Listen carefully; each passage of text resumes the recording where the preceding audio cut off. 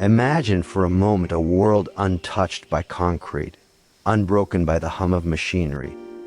A world where the air itself is a thick, green perfume and every surface pulses with a life so ancient, it makes our human history feel like a fleeting whisper. This is the reality of a lush jungle bathed in golden sunlight. A scene we often see in stunning documentaries but fail to truly comprehend in its profound, earth-shattering significance. What you're about to learn in this video will fundamentally alter how you see these emerald cathedrals of life, because this golden light isn't just a pretty filter. It's the master conductor of the most complex symphony of life on our planet, and its delicate balance is hanging by a thread that we are actively unraveling. Picture the canopy, a multi-layered universe hundreds of feet above the ground. That first, piercing beam of morning sun isn't merely illumination, it's a starting pistol. It triggers a biological frenzy so precise it operates on a scale of milliseconds. High in the emergent layer, where giant kapok and mahogany trees break through the green sea, leaves coated in specialized waxes capture that initial light. Their stomata tiny pores swinging open to guzzle carbon dioxide before the heat of the day forces them shut to conserve water. This is the forest's first breath of the day, a gasp that initiates the conversion of light and air into solid matter. As the light filters down, dappled and softened by the layer above, it reaches the understory. Here, plants have evolved not to compete for the brute strength of the sun, but for its crumbs. They develop leaves that are broader, darker green, packed with extra chlorophyll to scavenge every photon. Some, like the spectacular heliconia, angle their leaves like solar panels to track the sun's movement across the small patches of open sky. This isn't passive growth, it's active, desperate, and ingenious hunt for energy. And then there's the forest floor, where less than 2% of that original sunlight finally arrives. In this twilight world, life adapts in extraordinary ways. Fungi don't photosynthesize at all, they are the network. The ancient internet of the forest, decomposing matter and forming symbiotic relationships with roots, trading nutrients for sugars in a silent, underground economy that connects entire trees, allowing them to communicate and even support their sick kin. This golden light is therefore the primary currency in an economy of unimaginable scale and complexity. Every leaf is a factory, every beam of light a deposit of energy that will be traded, stolen, shared, and recycled through millions of organisms. A beetle chewing on a leaf is spending the energy. A frog that eats the beetle is transferring it. When the frog is taken by a bird of paradise, the energy moves up. And when any of them die, fungi and bacteria cash it back into the system. The sunlight you see gilding a butterfly's wing is, in a very real sense, the same energy that built the towering hardwood and fuels the jaguar's stealthy pace. This system has been refined over tens of millions of years into a perfect, closed-loop engine of productivity. Scientists estimate that a single hectare of this sun-drenched jungle can contain over 750 species of trees, 1,500 species of flowering plants, and hundreds of thousands of insect species, all orchestrated by the daily journey of that golden sun. But here is the shocking, terrifying, and urgent pivot. This entire system, this masterpiece of evolution, operates on a knife's edge. The specific humidity, the temperature range maintained by the canopy's transpiration, where trees release water vapor that forms the very clouds above the precise chemical composition of the soil, and the unbroken continuity of habitat are all non-negotiable requirements. The golden sunlight is not a guarantee, it is a condition of a stable atmosphere. And we are shattering that stability. When a chainsaw fells a giant emergent tree, it doesn't just kill one plant. It blasts a hole in the canopy, flooding the delicate understory with harsh, direct light that desiccates and kills shade-adapted seedlings and orchids.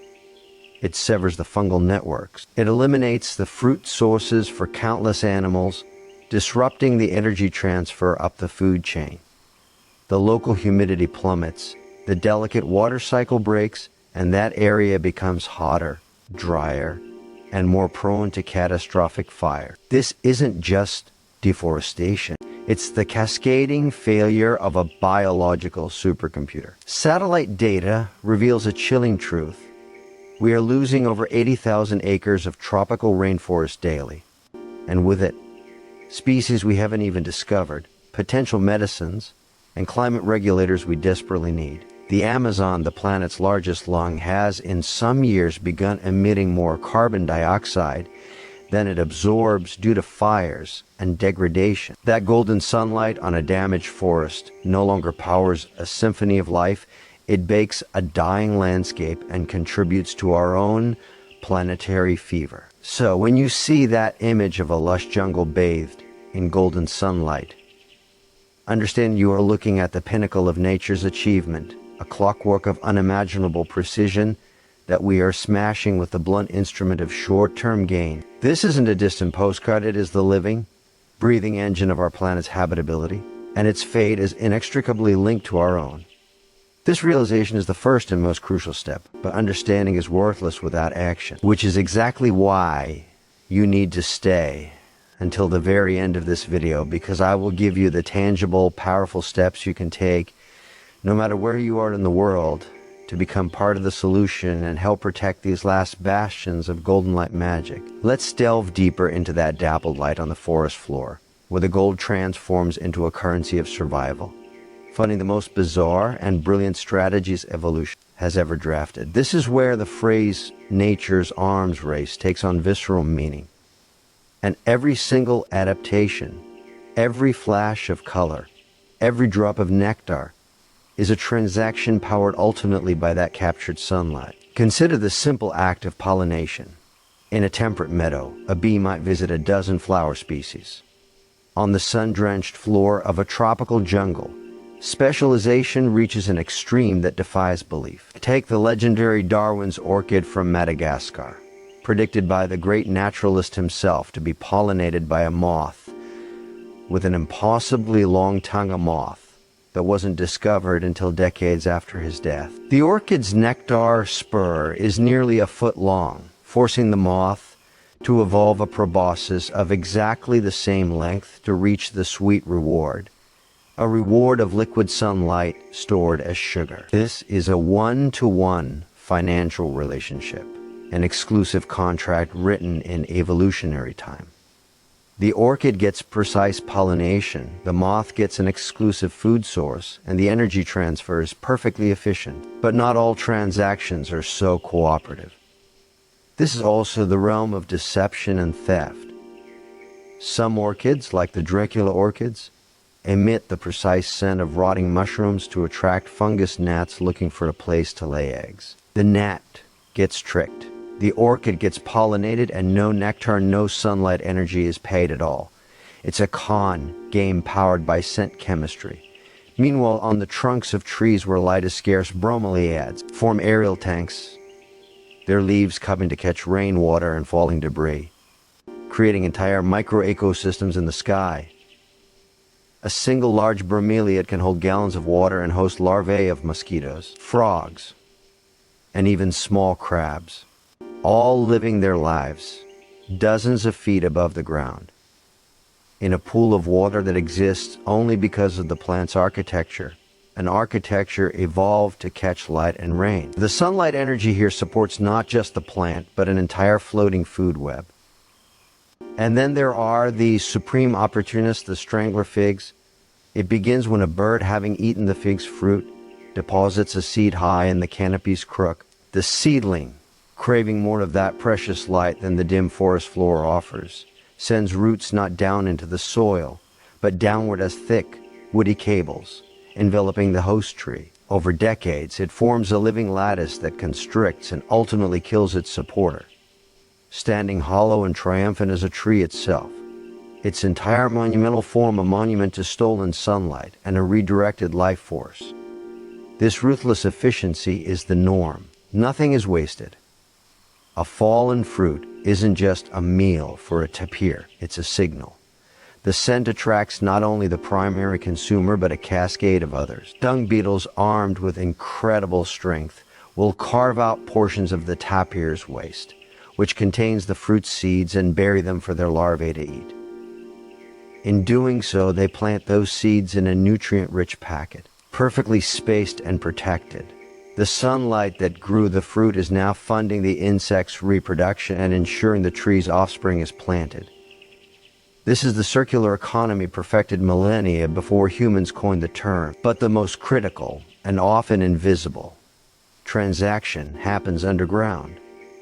The mycorrhizal network, or the Wood Wide Web, is a vast symbiotic partnership between fungal threads, mycelium, and plant roots. Over 90% of land plants engage in this trade.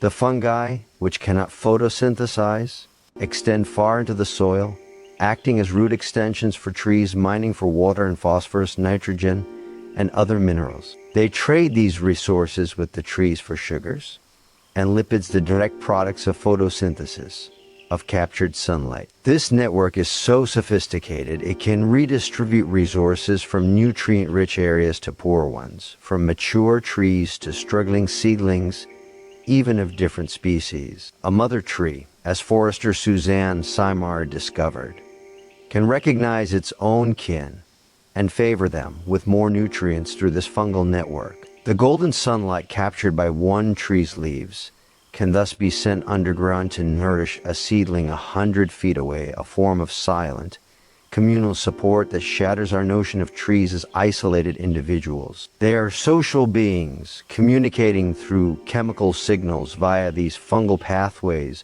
warning of pest attacks, and sharing resources. This means the forest is not a collection of trees. It is a single, interconnected superorganism. The health of the giant emergent tree is directly linked to the health of the tiny orchid on the forest floor, all mediated by an invisible fungal market trading in minerals and sunlight. When we comprehend this level of interconnection, the tragedy of clear-cutting becomes even more profound. You aren't just removing trees, you are annihilating a city, severing its communication lines, destroying its shared economy, and executing its elder statesmen. You are causing a societal collapse.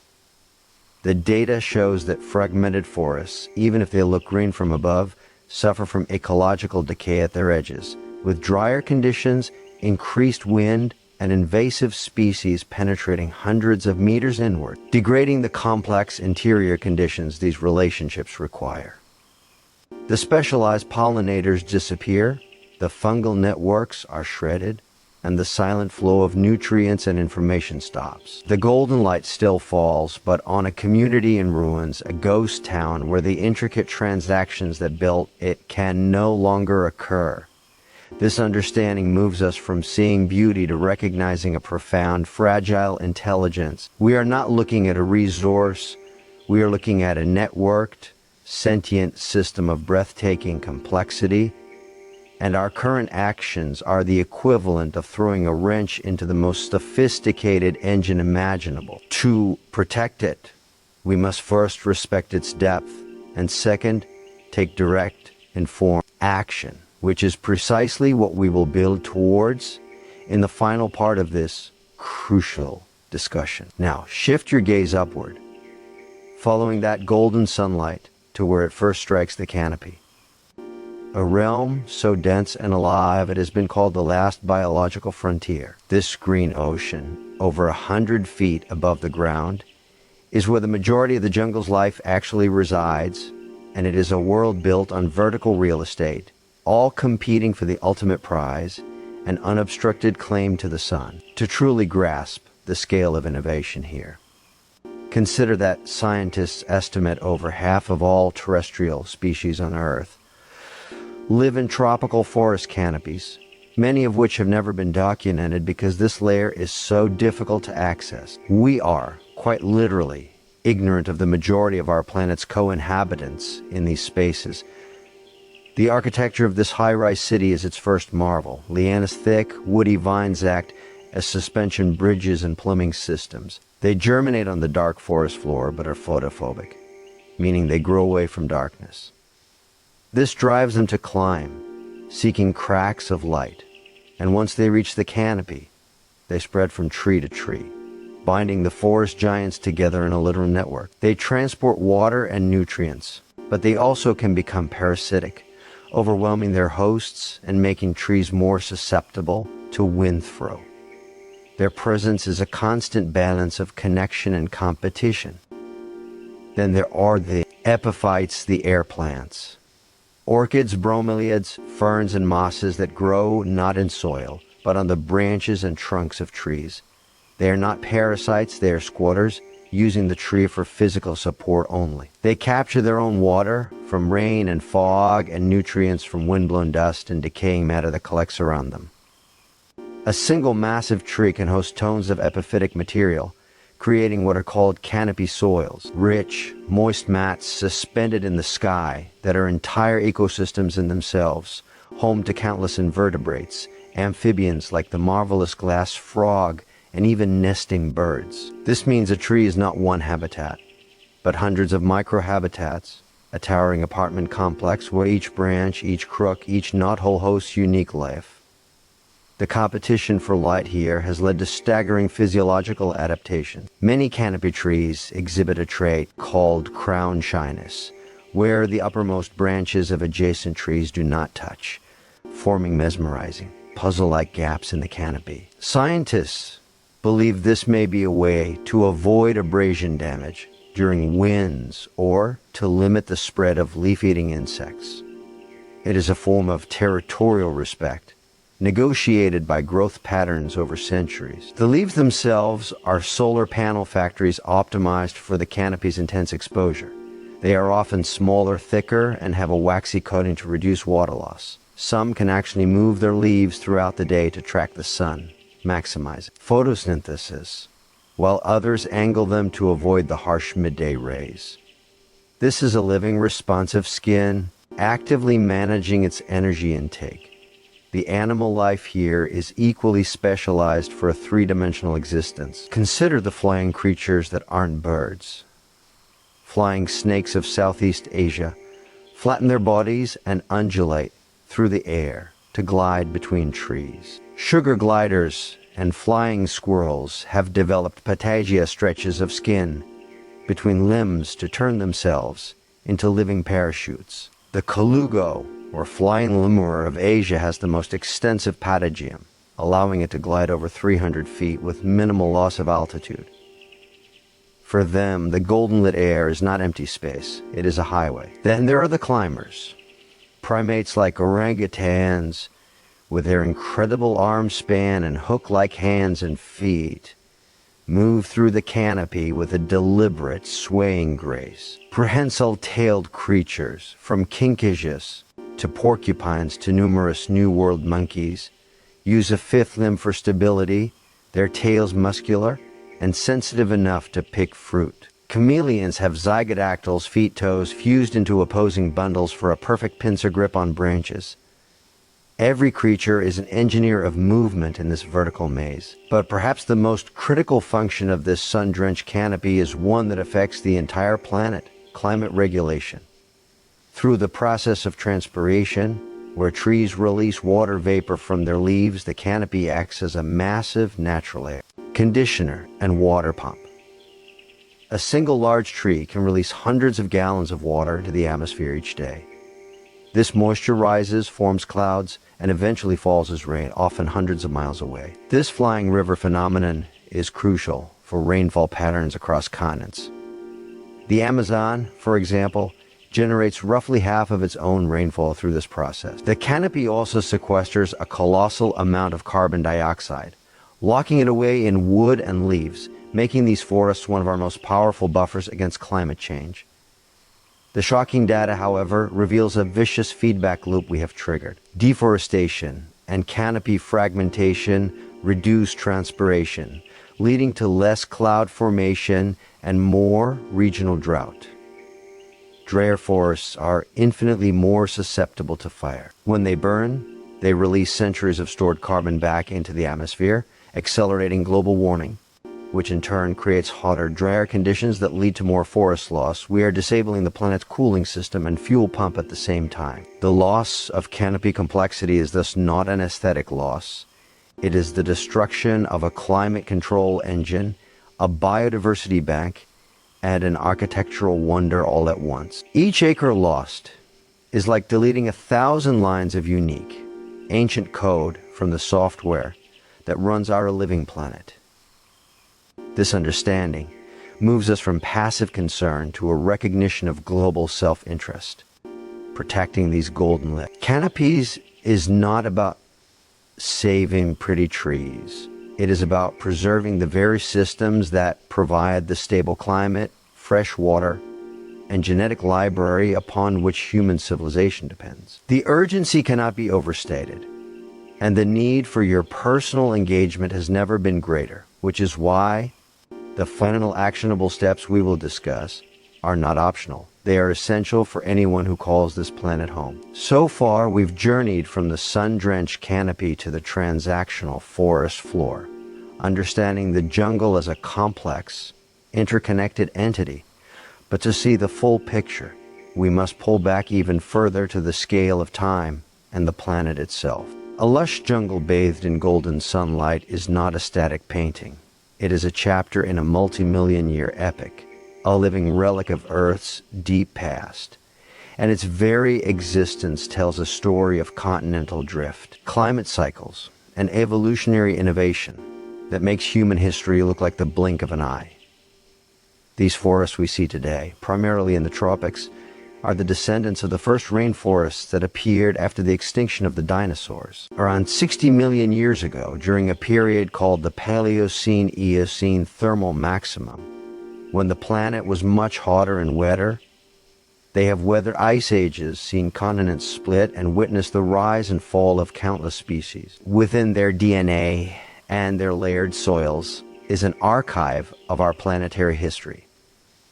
The Amazon soil, surprisingly poor in nutrients, is actually a testament to this age. Millennia of heavy rains have leached minerals from the topsoil, meaning the forest's incredible fertility is not stored in the ground, but in the living biomass itself, the trees, the vines, the animals. When a tree falls and decomposes, its nutrients are scavenged with breathtaking speed by a mat of fine roots and fungal networks, recycled back into living tissue, sometimes within weeks. This is a tight nutrient cycle, a closed-loop system honed over eons to conserve resources. It's the opposite of a temperate forest, where fertility is often banked in thick, rich soil. This is why slash and burn agriculture is so devastating and ultimately futile in these regions. The burn releases a short, sharp pulse of nutrients from the burned biomass, allowing for a few years of crops. But once that pulse is exhausted and the protective canopy is gone, the underlying poor soil is exposed to brutal sun and rain, quickly becoming infertile at a hard, brick-like crust. The forest, which built its wealth over centuries in living vaults, is exchanged for a fleeting, meager yield. The data on this is unequivocal. Tropical deforestation for agriculture often renders land useless within a decade, pushing the frontier of destruction ever deeper in a cycle of depletion. This brings us to the most critical planetary role of these ancient forests, their function as a carbon thermostat. The trees, through photosynthesis, absorb carbon dioxide, the primary greenhouse gas, and store the carbon in their trunks, branches, and roots. The Amazon alone is estimated to store between 150 and 200 billion metric tons of carbon. That's equivalent to a decade of global human-caused emissions. They are not just the lungs of the world, a somewhat flawed metaphor. They are the planet's carbon sink, a giant living shock absorber for our fossil fuel emissions. But this sink is now turning into a source. Due to the combined effects of deforestation, degradation, and climate change-induced drought and fire, parts of the Amazon basin now emit more carbon than they absorb in some years. We are killing the very system that was buying us time. The golden sunlight on a healthy forest represents carbon sequestration. On a degraded one, it represents warning. Beyond carbon, these forests are the great moderators of global water cycles. The flying rivers generated by transpiration in the Amazon influence rainfall patterns as far away as the American Midwest and the wheat belts of Argentina.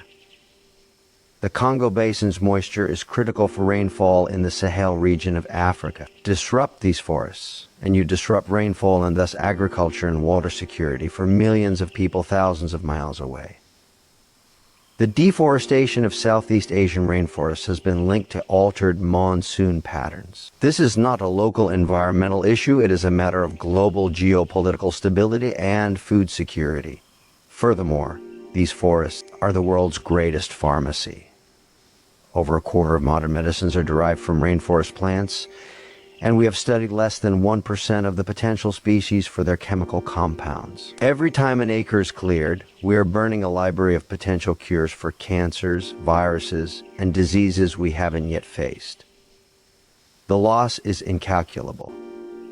From the perspective of deep time, what we are doing in a mere century is equivalent to a meteor strike. Geological records show 5 previous mass extinction events in Earth's history, caused by cataclysmic events like asteroid impacts or massive volcanic eruptions. Scientists now argue we are in the midst of a 6th mass extinction, the Holocene or Anthropocene extinction, driven entirely by human activity. The primary driver of this current extinction wave is habitat destruction, and the epicenter of that destruction is the tropical rainforest.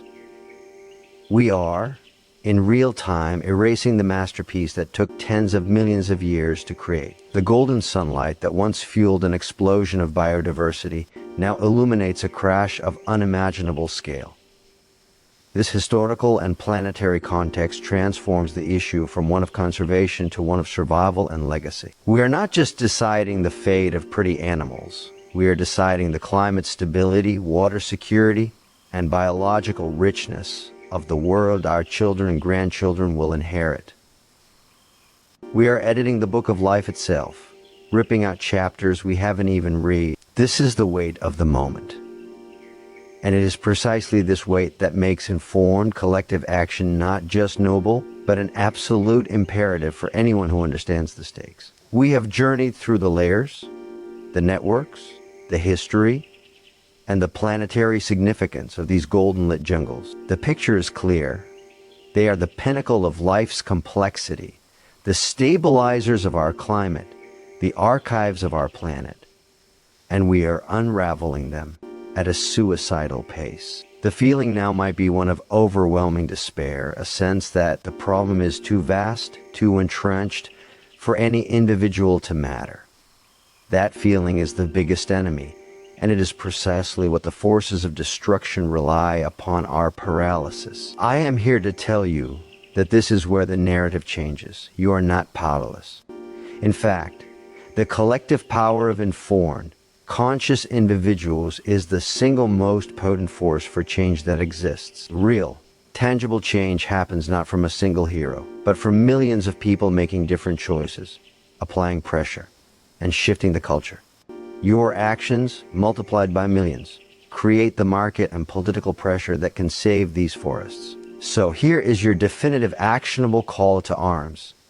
First, and most fundamentally, be a conscious consumer. The leading driver of tropical deforestation globally is agriculture, specifically cattle ranching for beef and leather, and the cultivation of soy, primarily for animal feed and palm oil. Your daily choices directly impact this. You don't have to become a vegan overnight, but reducing your consumption of beef is one of the most impactful environmental actions you can take. When you do buy beef, seek out brands certified by credible organizations that guarantee deforestation-free supply chains. For palm oil, which is in about half of all packaged products from shampoo to cookies, boycotting it entirely is impractical and can hurt smallholder farmers in non-forested areas. The solution is to demand sustainable palm oil. Look for the RSPO Roundtable on Sustainable Palm Oil label, but also support companies that go beyond the basic certification with transparent, traceable supply chains. Pressure works. Major corporations have changed policies because of consumer backlash. Use your voice on social media to call out companies linked to deforestation. Second, vote with your wallet for the forest. Support companies and brands that are B Corp certified or have strong, transparent sustainability commitments. Invest if you can in green funds that exclude deforestation-linked industries. When you travel, choose ecotourism operators that are owned by and genuinely benefit local communities, giving them a powerful economic incentive to keep the forest standing alive rather than cut down. Third, use your digital voice to become an amplifier. You are on YouTube right now. That means you have a platform, no matter how small. Share this video, talk about this issue, follow and promote scientists, journalists, and activists on the front lines, people like Dr. Jane Goodall, organizations like the World Wildlife Fund, Rainforest Trust, Conservation International, and local grassroots groups in forested countries. Donate to them if you can.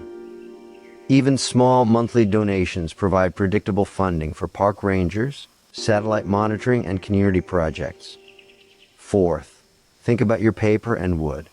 Choose FSC, Forest Stewardship Council, certified wood and paper products. This certification, while not perfect, is the best guarantee that the product comes from responsibly managed forests.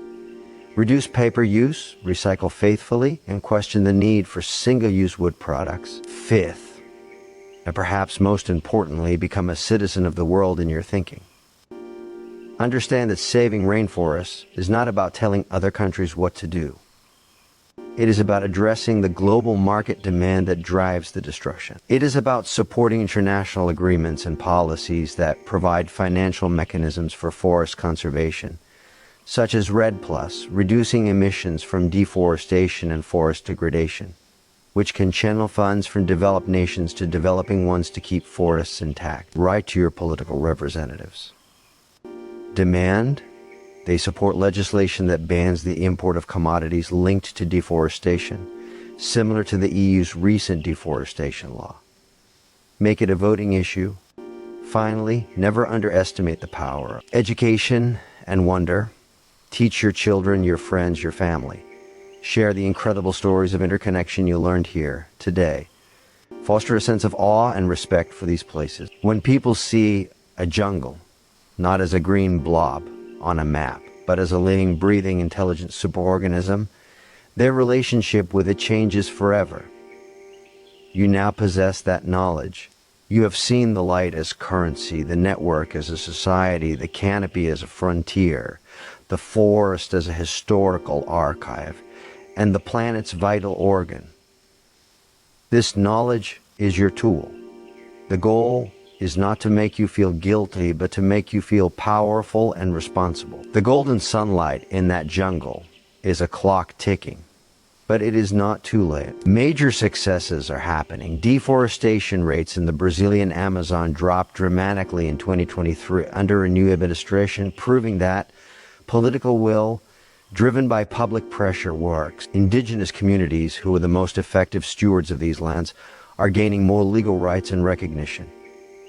Technology for monitoring deforestation in real time via satellite is getting better and more accessible every day. We are at a genuine tipping point, but the direction of the tip is up to us. So, here is your final, direct call to action. Before you click away, do these 3 things right now. 1, hit subscribe and ring the bell. By doing so, you are building this community of informed advocates, and you give this video the algorithm boost it. Needs to reach more people, because this message must go viral. 2, in the comments below, write "I stand for forests" and share one specific action you will take this week, whether it's choosing a plant-based meal, researching a sustainable brand, or writing an email to a company. This public commitment creates accountability and inspires others. 3, share this video on every social platform you use with a sentence on what shocked or amazed you the most. Be the spark that ignites understanding in someone else's mind. The jungle does not have a voice of its own in our halls of power and commerce. It only has the whisper of leaves and the calls of creatures we are silencing. You must be its voice. You are now its voice. Let's make sure that a century from now, our grandchildren can still witness the awe of a lush jungle, bathed not in the golden sunlight of a dying world, but in the golden sunlight of a thriving, resilient, and cherished planet. The time to act is not tomorrow.